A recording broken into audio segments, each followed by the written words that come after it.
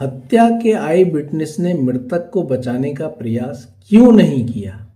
क्या इस आधार पर उसकी गवाही झूठी मानी जा सकती है? कई बार हत्या के मामले में डिफेंस काउंसिल के द्वारा यही तर्क प्रस्तुत किया जाता है कि यदि किसी व्यक्ति ने हत्या देखी है तो उसने यहाँ पर जब वो हत्या हो रही थी तो हत्या को रोकने का प्रयास क्यों नहीं किया, कोई भी बचाने का प्रयास क्यों नहीं किया, जैसे कि आसपास के लोगों से मदद मांग सकता था। तो साथियों, क्या ऐसा व्यवहार अननेचुरल माना जाएगा? मतलब कि सामान्य व्यक्ति का ऐसा व्यवहार नहीं होता, यदि वो हत्या देखेगा तो उसका ऐसा व्यवहार नहीं होना चाहिए। तो सुप्रीम कोर्ट ने इस बिंदु पर बेहद महत्वपूर्ण बात कही है कि हर इंसान की प्रतिक्रिया अलग होती है, हर व्यक्ति का रिएक्शन अलग होता है। जब कोई व्यक्ति हत्या जैसी डरावनी घटना देखता है तो सभी का उस समय एक जैसा व्यवहार नहीं होता है।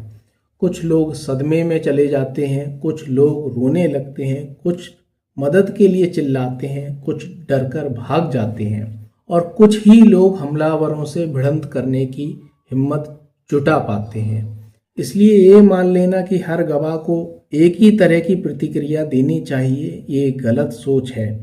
अगर सिर्फ इसी वजह से गवाह की गवाही खारिज कर दी जाए कि उसने किसी खास तरीके से प्रतिक्रिया नहीं दी, तो यह सबूतों का गलत मूल्यांकन होगा।